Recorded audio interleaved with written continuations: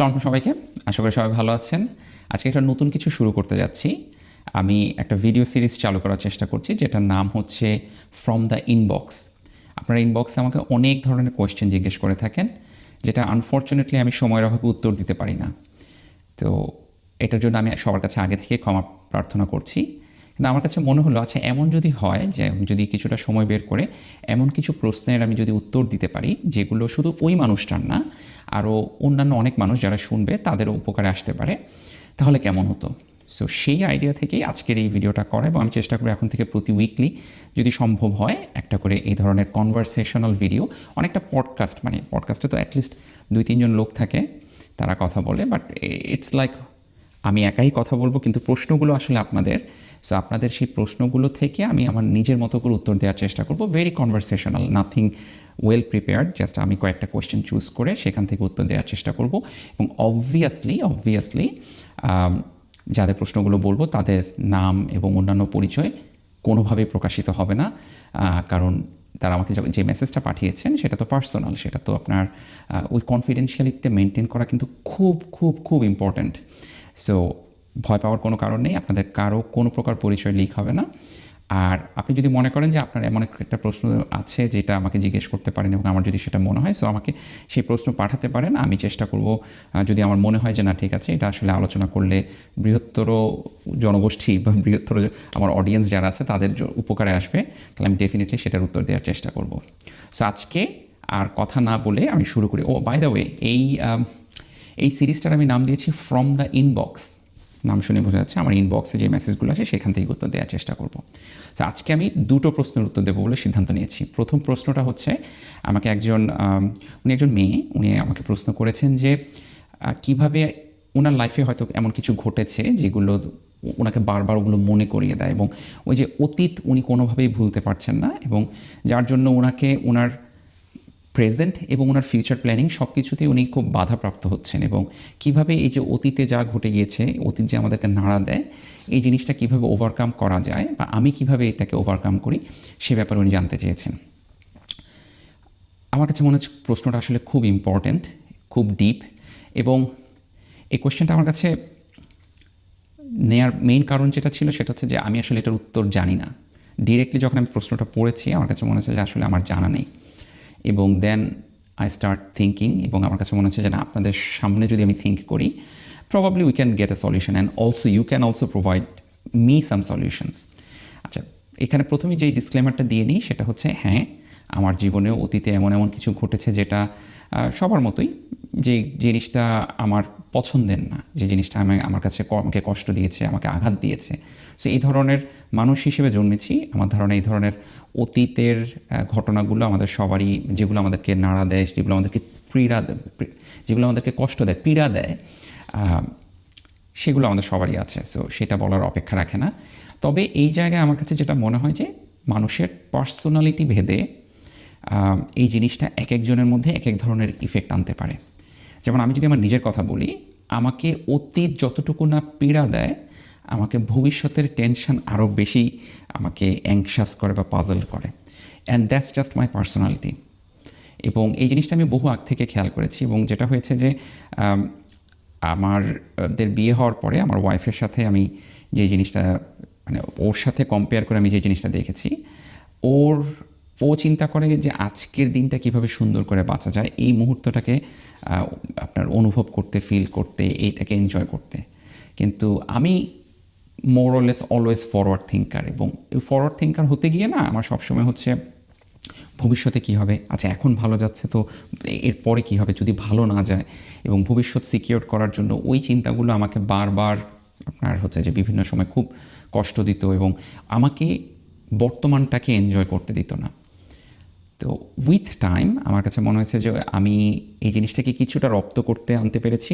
It's not exactly the same যে আপনি অতীতের কথা বলেছেন, আমি ভবিষ্যতের কথা বলছি, বাট দুটোর মধ্যে কমন থ্রেড হচ্ছে যে আমরা দুজনেই অতীত এবং ভবিষ্যৎ এই দুটো নিয়ে পাজলড, এই দুটো নিয়ে অনেক বেশি টেন্সড, অনেক বেশি কনসার্নড। সেই জায়গায় আমরা যে এই মুহূর্তে যে মুহূর্তটাতে বসবাস করছি, প্রেজেন্ট, সেটাতে আমরা হচ্ছে ফুল কনসেন্ট্রেট করতে পারছি না।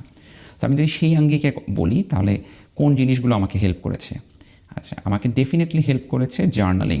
জার্নালিং বলতে সায়েন্টিফিক জার্নালে পাবলিশ করা না এবং সেটা আসলে স্ট্রেসের কারণ। জার্নালিং বলতে আমরা যেটা বুঝি সেটা হচ্ছে যে আমরা ছোটোবেলায় বা আগে যেটা শুনেছি যে ডায়েরি লেখা, হ্যাঁ, সে ডায়েরি লেখার মতো। সো আমি ঠিক ডায়েরি লিখি না, বাট আমি যেটা করি যে আমার সবসময় একটা রাফ খাতা থাকে, একটা পেন্সিল থাকে, এবং সেখানে আমার মনের মধ্যে যখন কোনো চিন্তা ঘুরপাক খায়, যেটা আমাকে বেশ কয়েকদিন ধরেই নাড়া দিচ্ছে, পীড়া দিচ্ছে, সেটা নিয়ে আমি ভাবতে বসি এবং কিছু জিনিস লেখার চেষ্টা করি, ফরে, এগেনস্টে, কেন আমার এটা মনে হচ্ছে, কি করা যেতে পারে, just to get that idea. মানে অনেক সময় দেখবেন কি আমরা অনেক ভাবছি, অনেক চিন্তা করছি, অনেক কিছু নিয়ে অনেক টেন্সড, কিন্তু জিনিসটাকে না আমরা ডিফাইন করতে পারি না যে ঠিক কোন জায়গাটা আমাকে কষ্ট দিচ্ছে, ঠিক কোন জায়গাটার জন্য আমি টেনশন করছি। সো আপনি যখন খাতা কলম নিয়ে বসবেন এবং তারপর আপনি যখন সেই জিনিসগুলো সম্পর্কে পয়েন্ট আউট করা শুরু করবেন, you do not need to write thousands of pages, all you need to write is few points, যে কোন পয়েন্টগুলো আপনাকে কষ্ট দিচ্ছে, কোন পয়েন্টগুলো নিয়ে আপনি ফোকাস করতে চান, এবং ওই পয়েন্টগুলো যদি আপনি আইডেন্টিফাই করতে পারেন, তাহলে যেটা হবে যে আপনি ওভারঅল যে জিনিসটা আপনাকে বেশি কষ্ট দিচ্ছে, যেই জায়গায় আপনাকে প্রিক করছে, হ্যাঁ, আমাদের যে পেইন পয়েন্ট, সেটাকে আইডেন্টিফাই করতে পারবেন। আর ওয়ান্স আপনি আপনার প্রবলেম বা সোর্স অফ পেইনটাকে আইডেন্টিফাই করতে পারতেছেন, দেন ইউ ক্যান থিঙ্ক যে okay fine, this is my pain, এখন এই জিনিসটার জন্য আমি আসলে কী করতে পারি, তখন আপনি আপনার টোটাল জীবনের যে পার্সপেক্টিভ, সেই পার্সপেক্টিভে আপনি কিন্তু ফেলতে পারেন যে আচ্ছা ঠিক আছে, যে আমার জীবনে এই জিনিসটা ঘটেছে বা হয়তো এই জিনিসটা ঘটতে পারে, বাট ওভারঅল আমার জীবনের যে ব্যাপ্তি, আমি এতদিন পর্যন্ত যে জীবন কাটিয়েছি, সেইটাতে এটা আসলে কতটুকু ভূমিকা পালন করছে, এটার জন্য কি আমি আসলে মানে বর্তমানে বাঁচা ছেড়ে দেব, নাকি এটাকে কোনোভাবে মিনিমাইজ করা যায় কিনা। So that's very helpful for me. আমি যখনই কোনো কিছু নিয়ে পাজেল থাকি, অতীত, বর্তমান এবং ভবিষ্যৎ, হ্যাঁ, সব ক্ষেত্রে আমি হচ্ছে যে বসে ওই নোট ডাউন করার চেষ্টা করি, পয়েন্ট আউট করার চেষ্টা করি যে এক্স্যাক্টলি আমাকে কী কাজ করতে হবে, মানে নট এক্স্যাক্টলি কী কাজ করতে হবে, তার আগে হচ্ছে যে কীভাবে আমি আইডেন্টিফাই করছি যে কোন জিনিসটা আমাকে কষ্ট দিচ্ছে বা কোন জিনিসটা আমার টাইম দেওয়া দরকার, অ্যান্ড দেন আমি কী করতে পারি। বিকজ একবার যদি আপনি আইডেন্টিফাই করতে পারেন, তাহলে কিন্তু সেটার সলিউশন খুঁজে বের করাটা রিলেটিভলি ইজিয়ার। হ্যাঁ, অধিকাংশ ক্ষেত্রে আমরা পেইন পয়েন্টটাকে আইডেন্টিফাই করতে পারি না এবং সেটার জন্য আমাদের কাছে সলিউশন পাওয়া যায় না। আরেকটা জিনিস পার্সোনালি আমাকে যে জিনিসটা খুব হেল্প করেছে এই ব্যাপারটাতে, সেটা হচ্ছে বন্ধুদের সাথে আলোচনা। এখন বন্ধুদের বলতে একটু খেয়াল করে, হ্যাঁ, আপনি নিজের এই কষ্টগুলো অধিকাংশ ক্ষেত্রে আমি বলবো যে it's not a very good idea বন্ধুদের সাথে শেয়ার করা। বুঝে শুনে শেয়ার করতে হবে, কারণ কিছু বন্ধু আছে তারা খুশি হবে যে আপনি আসলে কষ্টে আছেন, আর কিছু বন্ধু আছে তারা শুধু আপনাকে সহানুভূতি বা হ্যাঁ তোর কোনো দোষ নেই বা না তুই যেটা করেছিস সেটা ঠিক, এই ধরনের বন্ধুদেরকে দিয়ে আপনার কোনো উপকারে আসবে না। এইসব ক্ষেত্রে আপনার ওই ধরনের বন্ধু দরকার যার সাথে আপনি আসলে ওপেন হতে পারেন, কারণ এগুলো তো নিজের কষ্টের কথা, নিজের ইনসিকিউরিটির কথা। সো ওই ইনসিকিউরিটিটা সে রেসপেক্ট করবে, সে মনোযোগ দিয়ে শুনবে, এটা খুব important criteria. And then they will also provide judgement call. শুধু দায় সারা গোছে হা ও হো এরকম না, প্র্যাকটিক্যালি কোনো জায়গায় যদি আপনার ভুল হয়ে থাকে, they will say that out loud, যে না এই জায়গাটা ভুল, এই জায়গাটা কারেক্ট করতে হবে, বা এই জায়গায় তুমি অমুককে কষ্ট দিয়েছো, এই জায়গায় তুমি ভুল করেছো, তুমি ভুল চিন্তা করছো। এই ধরনের বন্ধু দরকার যারা মুখের উপরে সত্য বলতে পারে। হ্যাঁ, অনেক সময় কিন্তু তিতা লাগতে পারে, কারণ ওই যে সহমত ভাই, হ্যাঁ, সহমত আপা, এগুলো শুনতে তো সবারই ভালো লাগে। হ্যাঁ, সো ওইটা দিয়ে আপনার এই প্রবলেম সলভ হবে না, সেটা আপনি অন্য ক্ষেত্রে ব্যবহার করতে পারেন। বাট যখন লাইফের এই ধরনের খুব কঠিন বিষয়গুলো নিয়ে আমরা ডিসকাস করছি, ইউ নিড দোজ ফ্রেন্ডস যারা মুখের উপরে সত্যটা বলতে পারে, যারা মুখের উপরে উইথ রেসপেক্ট। অনেকে হচ্ছে আবার একেবারে কাঠখোট্টা এত কষ্ট দিয়ে ফেললো, এত আপনাকে তুচ্ছ-তাচ্ছিল্য করলো যে আপনি পুরা কী বলবো যে মানে ছাই হয়ে গেলেন, ভস্য হয়ে গেলেন, সেটা না। সো ওই ধরনের বন্ধু পাওয়াটাও কিন্তু আসলে খুব ইম্পর্টেন্ট, এবং আই এম ভেরি লাকি, হাতে গোনা আমার এই কয়েকজন বন্ধু আছে যাদের সাথে আমি এই জিনিসগুলো শেয়ার করতে পারি, অ্যান্ড এটা আমি মনে করি এটা মারাত্মক একটা ব্লেসিং। সো ওই ধরনের কাউকে আপনি খুঁজে বের করার চেষ্টা করেন যে আপনাকে অ্যাকচুয়ালি ধরিয়ে দিবে যে কোন জায়গাটুকুতে আপনার কাজ করা দরকার, এবং কোনো জায়গায় যদি আপনার নিজের ভুল হয়ে থাকে, কোনো জায়গায় যদি আপনি ঠিকমতো কাজ না করে থাকেন, তারা সেটা পয়েন্ট আউট করবে এবং they will also provide solution. আচ্ছা, এই যে মুখের উপরে বলা, এখানেও আরেকটা পয়েন্ট আমি একটু বলতে চাই। অনেকে হচ্ছে শুধু ভুল ধরিয়ে দিয়ে খালাস, মানে নেগেটিভ নেগেটিভ, মানে ক্রিটিসাইজ করা কিন্তু ভেরি ইজি। শুধু ক্রিটিক আবার সেটা ভালো না। ইউ নিড সামওয়ান যে আপনাকে ক্রিটিক করবে and then they will also give you some solutions, some potential solutions. হ্যাঁ, যে ও এই জিনিসটা এভাবে কাজ করছে না, বা এইটা তোমাকে কষ্ট দিচ্ছে, আচ্ছা এইটার এগেনস্টে এটা এটা এইটা এই 3টা জিনিস করে দেখতে পারো, বা এই 2টা জিনিস ট্রাই করে দেখতে পারো। And then at the end of the day this is your judgement call, getting that opinion from them. তারপর আপনি নিজেও যে আবার খাতা কলম নিয়ে বসেন and then you figure out যে অ্যাকচুয়ালি যে ঘটনাটা আপনার সাথে ঘটেছে সে পাস্টে সেটাকে আপনি কতটুকু গুরুত্ব দেবেন, সেটাকে আপনি কতটুকু আসলে লালন করতে চান। আর যত বেশি লালন করবেন তত তো সে আপনার পিছু ছাড়ছে না। আপনি যদি তার আসলে পিছু ছাড়তে চান তাহলে আপনাকেই ছাড়তে হবে। And at the end of the day এটা কিন্তু আপনার কাজ। বাকি যেগুলো কথাগুলো বললাম এগুলো আপনাকে হেল্প করবে, এগুলো সহায়ক, ক্যাটালিস্ট, হ্যাঁ, কিন্তু আপনাকে ফাইনাল ডিসিশনটা বা ফাইনাল কাজটা করতে হবে। সো আই হোপ আমরা কিছুটা হলে আপনার উত্তরটা দিতে পেরেছি। আই হোপ আপনি যদি শুনে থাকেন আপনার কাজে লাগবে, এবং অন্যরা যদি এই ধরনের প্রবলেম ফেস করতে থাকেন আপনাদেরও কাজে লাগবে। আচ্ছা, নেক্সট যে কোয়েশ্চেনটা নিয়ে আমি কথা বলবো সেটা হচ্ছে যে আমাকে এমবিবিএস 4th ইয়ারে পড়েন, অর্থাৎ মেডিকেল স্টুডেন্ট 4th ইয়ারে পড়েন উনি আমাকে মেসেজ করেছেন। উনি এবং ওনার বয়ফ্রেন্ড, ওনারা ব্যাচমেট, দুজনেই ডাক্তারি পড়ছেন। তারা দুজনেই ক্যারিয়ার প্ল্যানিং নিয়ে চিন্তা করছেন, অ্যান্ড কীভাবে তারা অ্যাকাডেমিক্যালি মেন্টালি প্রিপেয়ার্ড হতে পারেন ফিউচারটাকে আপনার নিজেদের মতো করে করার জন্য, সেই বিষয়ে আমার কিছু পরামর্শ চেয়েছেন।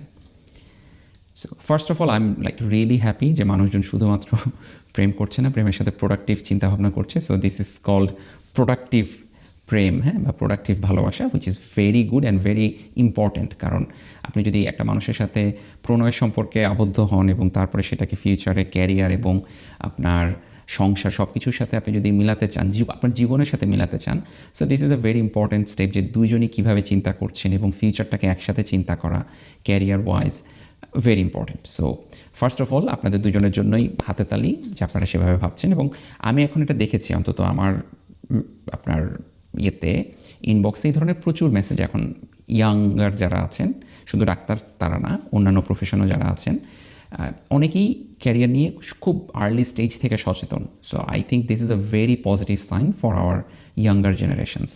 আমার যেটা মনে হয় যে আমরা ওই বয়সে হয়তো আমাদের জেনারেশনটা এতটা প্রোঅ্যাক্টিভ ছিলাম না। সো এই যে প্রোঅ্যাক্টিভলি আপনি চিন্তা করছেন, নিজেরা নিশ্চয়ই আলোচনা করেছেন, অ্যান্ড দেন আমাকে আবার টেক্সট করেছেন। So all of this show যে you are very proactive about this. So very good. এখন আসি যে আপনি কী করতে পারেন। অবভিয়াসলি আপনি এর চেয়ে বেশি কিছু আমাকে লিখেননি, সো আমি তো আসলে একদম ডিরেক্টলি আপনি পার্সন স্পেসিফিক বা কাপল স্পেসিফিক উত্তর দেওয়া সম্ভব না। বাট কয়েকটা পয়েন্ট আমি আলোচনা করতে চাই যে যারা এই পথে হাঁটছেন, সেটা কাপল হওয়া দরকার নেই, সিঙ্গেল হলেও চলবে। আমার মনে হয় যে আপনাদের ক্যারিয়ারে চিন্তা করতে আপনাদেরকে সাহায্য করবে। আমি একটা কথা সবসময় বলে থাকি, সেটা হচ্ছে যে career should be life style centric, অর্থাৎ আপনার লাইফস্টাইলটা কী এবং সেইটাকে বেস করে আপনি ক্যারিয়ারটাকে দাঁড় করাবেন। লাইফস্টাইল বলতে আপনি কি জামা পরছেন, কোন ব্র্যান্ডের টি শার্ট পরছেন বা ড্রেস পরছেন, সেটা না। লাইফস্টাইল হচ্ছে আপনি কোথায় থাকতে চান। সো ফার্স্ট অফ অল আপনাদের দুজনকে বসতে হবে যে অ্যাকচুয়ালি ফিউচারে আমরা কি দেশে থাকতে চাই নাকি আমরা দেশের বাইরে থাকতে চাই। আমরা যদি দেশে থাকি আমরা কি ঢাকায় থাকতে চাই নাকি আমরা অন্য কোনো বিভাগীয় শহরে অথবা মফস্বলে যেতে চাই। দিস ইজ ভেরি ইম্পর্ট্যান্ট, কারণ এইটা তখন ডিসাইড করবে যে আচ্ছা ঠিক আছে আমরা দুজনই যদি একটা জায়গায় যেতে চাই তাহলে এক ধরনের ক্যারিয়ার প্ল্যান। আবার আমরা দুজনের যদি এখন একজনের বিদেশে যাওয়ার ইচ্ছা, আরেকজনের দেশে থাকার ইচ্ছা, অথবা একজনের চাকরি এমন যে তাকে ঢাকায় থাকতে হবে কিন্তু আরেকজনকে হচ্ছে হয়তো তার গ্রামে যেতে হবে, এই জায়গাটা you need to figure out, এবং এটা খুব ইম্পর্টেন্ট ডিসিশন মেকিংয়ের ক্ষেত্রে। আর ক্যারিয়ার তো শুধু আসলে ক্যারিয়ার না, ক্যারিয়ারের সাথে তো আপনার জীবন, আপনার সংসার, আপনার সব কিছু জড়িত, ঠিক না? সো আপনি যদি ওই জিনিসটা ফিগার আউট করতে পারেন এবং দুজন যদি ওই সিদ্ধান্তে পৌঁছাতে পারেন যে না আমরা দুজনই ভালো হোক মন্দ হোক যাই কিছু হোক আমরা দুজনেই ট্রাই করব এই জায়গায় সেটেলড হতে, এবং সেই ক্ষেত্রে দ্যাট চয়েস ইজ ইয়োর্স, দেশের বাইরে, মানে গ্রামে শহরে, কিন্তু দুজন একটা সিদ্ধান্ত উপনীত হবেন। So that's one of the important thing. আরেকটা ইম্পর্ট্যান্ট থিং হচ্ছে যে জীবনের, ইটস নট অ্যাবাউট টাকা পয়সা, সবারই যে পজিশনে আছে সবাই সবার আরেকটু বেশি টাকা হলে ভালো হয়, বাট আমার কাছে যেটা মনে হয় যে অ্যাজ এ কাপল, আমি আপনাদেরকে এখনও কাপল বলছি কারণ আমি আসলে জানি না যে কীভাবে ডিফাইন করব, প্রেমিক প্রেমিকা না করে কাপল হিসেবেই ডিফাইন করি, এবং দোয়া করছি আপনাদের ইনশাল্লাহ খুব সুন্দর মতোই বিয়ে হয়ে যাবে। আপনাদেরকে ডিসাইড করতে হবে যে আপনারা আসলে কত ল্যাভিশ লাইফ চান। আপনি কি চান যে অনেক টাকা পয়সার মালিক হতে, যে না আমাকে হচ্ছে আজকে মানে আমার ব্যাচের সবচেয়ে বেশি টাকা পয়সার মালিক আমি হব, বা আমার ব্যাচের সবচেয়ে দামি গাড়ি আমার থাকবে, সবচেয়ে দামি বাড়ি আমার থাকবে, ও এই জিনিসটা একটু ফিগার আউট করা লাগবে নিজেদের মধ্যে। কারণ অনেক ক্ষেত্রে যেটা হয়, সময়ের পরিক্রমায় হাজব্যান্ড ওয়াইফ দুজনের মধ্যে না এটার মধ্যে একটা চেঞ্জ চলে আসে। হয়তো ওয়াইফ এক ধরনের চাচ্ছে কিন্তু হাজব্যান্ড আরেক ধরনের চাচ্ছে, and that can create conflict, এবং সেটার কারণে অনেক মেন্টাল ইস্যু তৈরি হতে পারে। সো ওই জিনিসটা একটা দুজনেই একটা নির্দিষ্ট জায়গায় আসে যে না, দিস ইজ আওয়ার ডিমান্ড, আমাদের চাহিদা, আমাদের জীবন সম্পর্কে চাহিদা এমন। অ্যান্ড ডেফিনেটলি আমি বলছি না যে আজকে আপনারা যেটা ডিসাইড করছেন সেটাই দলিল হয়ে থাকবে এবং সেটার বাইরে কোনো কিছু করতে পারবেন না। Definitely in every 2 years, in every 5 years things will change. আমি এবং আমার ওয়াইফ, আমরা যেমন, আমার ওয়াইফ সে আমাকে বলেছিল সে কখনোই দেশের বাইরে যাবে না, কারণ তার বড় ভাই, মানে একমাত্র ভাইয়া হচ্ছে দেশের বাইরে থাকেন। সো তার ইচ্ছে ছিল সে কখনোই দেশের বাইরে যাবে না। বাট বিয়ে হওয়ার পরে তারপর আমি যখন পড়তে যাই, তারপর সে পড়তে আসে, এবং তখন থিংস চেঞ্জড, এবং তখন ওই আমাকে বলে যে না আমি দেশের বাইরে থাকতে চাই, আমাদের মনে হয় দেশের বাইরে ট্রাই করা উচিত। তো এরকম চেঞ্জ হতে পারে, বাট অ্যাটলিস্ট আমি আপনাকে পয়েন্টগুলো ধরিয়ে দিচ্ছি যে কোন কোন জায়গাগুলোতে। টাকা পয়সার সাথে আরেকটা জিনিস আমি যেটা বলবো সেটা হচ্ছে সময়। পরিবারকে আসলে কে কতটুকু সময় দিতে চান সেটাও একটু দেখার প্রয়োজন, কারণ সময়টা নিজেদের জন্য, সময়টা সন্তান যখন আসবে আপনাদের তার জন্য বা তাদের জন্য, এবং ওই জায়গাটাতেও আপনাকে একটু চিন্তা করতে হবে যে আমি আসলে কীভাবে করতে পারি। এই জিনিসগুলো যদি আপনি আইডেন্টিফাই করতে পারেন, সো নাও ইউ হ্যাভ, যে আপনার নিজের কী চান, হ্যাঁ আপনি আপনার ওই স্পেসিফিকেশনগুলো হয়ে গেল। নাও ইউ লুক ফর যে আচ্ছা ঠিক আছে, আশেপাশে মানুষজনের সাথে কথা বলে দেখি, সিনিয়রদের সাথে কথা বলি, একটু জানার চেষ্টা করি যে আমি যদি গাইনিতে ক্যারিয়ার করি তাহলে ওই ক্যারিয়ারটার সাথে আমার এই ক্রাইটেরিয়াগুলো কীভাবে ম্যাচ করছে। আমি যদি আজকে দেশের বাইরে ক্যারিয়ার করি সেটার সাথে আমার এই জিনিসগুলো কীভাবে ম্যাচ করছে। ওইটা যদি আপনি ফিগার আউট করেন তাহলে দেখবেন যে আপনারা নিজেরাই ডিসিশন নিতে পারছেন, এইটা আপনাকে কাউকে বলে দিতে হচ্ছে না। আমি খুবই বিরক্ত হই যখন মানুষজন খুব স্পেসিফিক, এবং অনেক ক্ষেত্রে মানুষজন খুব ক্যারিয়ার অ্যাডভাইস দেয় এরকম যে আরে তোমাকে এটাই করতে হবে, এই সাবজেক্টেই পড়তে হবে, বা এই ক্যারিয়ার করতে হবে, এবং এটা না করলে তো, মানে ফর এক্সাম্পল বিসিএস না করলে তো জীবন শেষ। হ্যাঁ, আমি সেরকম না। আমার কাছে মনে হয় যে পৃথিবীর কোনো কিছুই দি এন্ড না। সো আপনার যদি কোনো কিছু না হয় তাতেও জীবন শেষ না। আবার যারা বলে থাকে যে একবার বিসিএস দিয়ে নাও তারপরে শুধু সুখ আর সুখ, বা একবার ডাক্তার হয়ে নাও তারপরে শুধু জীবন বদলে যাবে, অ্যাবসলিউটলি রং। বা একবার দেশের বাইরে আসো এরপরে শুধু মানে শান্তি আর শান্তি, সেটাও রং। পৃথিবীর কোনো কিছুতেই অনাবিল শান্তি বলে কোনো কিছু নেই। অনাবিল মানে কি বলবো, যে কোনো প্রকার টেনশন, কোনো প্রকার আপনার স্ট্রাগল থাকবে না, এইটা জাস্ট ইম্পসিবল। সো ওই ধরনের দিবা স্বপ্নে বসবাস না করাই ভালো। আমি যেটা বলি যে এই জন্য নিজেদের সাথে নিজেরা মিলিয়ে দেখুন। আবার দেখেন সবার ক্ষেত্রে তো সবসময় সব কিছু হয়ও না, এটাও সত্য যে আমরা যা কিছু প্ল্যান করি সবসময় সব কিছু কিন্তু আমাদের হয় না।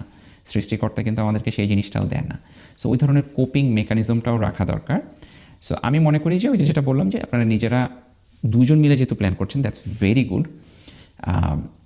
একসাথে বসে এই জিনিসগুলো পয়েন্ট আউট করার চেষ্টা করেন, এবং সাথে আপনাদের সামনে যে ক্যারিয়ার অপশনগুলো আছে সেগুলোর সাথে মানুষজনের সাথে কথা বলেন। আমার একটা ভিডিওতে অনেক আগে আমি বলেছিলাম যে আপনি যেই ফিল্ডে ক্যারিয়ার করতে চান না কেন, অ্যাটলিস্ট 5 থেকে 10 জনের সাথে আপনি কথা বলে জানার চেষ্টা করুন যে, এবং অধিকাংশ মানুষ আবার যেটা হয় যে ধরেন আজকে যদি আপনি আমাকে রিসার্চ সম্পর্কে জিজ্ঞেস করেন, আমি চেষ্টা করবো সব ভালো ভালো কথা বলতে, নেগেটিভগুলোকে একটু অ্যাভয়েড করতে। এটা আমি অনেকের ক্ষেত্রে দেখেছি যে মানে সে যেটাতে ক্যারিয়ার করছে সেটাই সেরা, বাকি সবগুলো ভুয়া। ওই ধরনের মানুষজন থেকে একটু দূরে থাকবেন। মানুষজনকে জানার চেষ্টা করবেন যে এক্স্যাক্টলি তার ডে টু ডে লাইফ কীরকম, কোন জায়গাটায় সে ভালো ফিল করে, কোন জায়গাটায় সে খারাপ ফিল করে, তার কি কোনো মানে অন্য মানে ওই যে পয়েন্টগুলো যে তার লাইফস্টাইলটা কেমন সেটা জানার চেষ্টা করেন, এবং তারপরে সেটার সাথে আপনার যে প্ল্যান্ড লাইফস্টাইল সেটা মিলিয়ে দেখুন। তো আজকে আজকে যেহেতু প্রথম দিন এই যে ফ্রম দ্য ইনবক্স সিরিজের, আজকে এতটুকুই থাকুক। আপনাদের মতামত জানতে চাচ্ছি, weather I should continue this or এটা কি আসলে কি মানে বেশি হয়ে যাচ্ছে কিনা। যাই হোক, আপনাদের অপিনিয়ন জানতে পারলে ভালো হবে। এবং যেটা বললাম যে আপনি যদি চান যে আপনার এই ধরনের কিছু ডিপ লেভেলের কোয়েশ্চেন আছে যেটা আসলে হয়তো এভাবে আলোচনা, দেখেন আমি সব কিছুর উত্তর জানি না এবং I am not an expert. হ্যাঁ, এই যে কথাগুলো বলছি সব জায়গায় যে আমি এক্সপার্ট সেটাও না, but it's like from a friend. হ্যাঁ, যে আমি আমার জীবনে আমি যতটুকু দেখেছি, আমার জীবনে আমি যতটুকু দেশের বাইরে, এবং বয়স তো হচ্ছে, হ্যাঁ, অন্যদের জীবন নিজের জীবনে যতটুকু দেখেছি সেই হিসেবে I will try to give you an unbiased opinion as much as possible. আমি চেষ্টা করি আনবায়াসড হতে, বাট আমি একেবারে আনবায়াসড সেটা তো আমি দাবি করতে পারছি না, বিকজ হয়তো আমার এমন কিছু বায়াসনেস আছে সেটা সম্পর্কে আমি নিজেই জানি না। তো যদি সেটা আপনার উপকারে লাগে সেটাই কাম্য। সো আজকে এতটুকু প্রত্যাশা রেখে বিদায় নিচ্ছি। সবাই ভালো থাকবেন। আসসালামু আলাইকুম।